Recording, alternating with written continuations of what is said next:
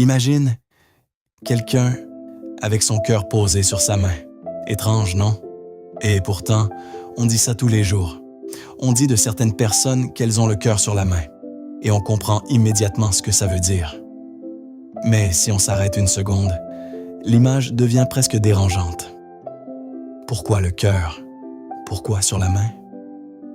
Pour comprendre cette expression, il faut revenir à une époque où les mots étaient plus concrets. Pendant des siècles, le cœur n'était pas seulement un symbole romantique, c'était le centre des émotions, du courage, de la bonté. Avoir du cœur, c'était ressentir pour les autres. Et la main, c'était l'action, la main qui donne, la main qui aide, la main tendue. Alors, imagine quelqu'un qui ne garde pas son cœur caché dans sa poitrine, mais qui le pose sur sa main, visible, offert, ouvert. Voilà ce que signifie vraiment avoir le cœur sur la main. C'est donner naturellement, sans calcul, sans attendre. Pas pour être vu, pas pour l'image, mais parce que ça vient de l'intérieur.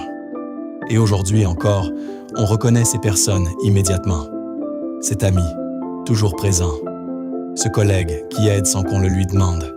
Cette personne qui donne de son temps, de son énergie, de son attention. En silence, avec sincérité. Avoir le cœur sur la main, ce n'est pas être naïf. Ce n'est pas tout accepter. Ce n'est pas s'oublier. C'est choisir de donner, sans se perdre. Et si on est honnête, on l'a tous fait, au moins une fois. Pour quelqu'un, pour un instant, même si personne ne l'a vu. Alors, la prochaine fois que quelqu'un te dira « Tu as vraiment le cœur sur la main », prends-le pour ce que c'est vraiment.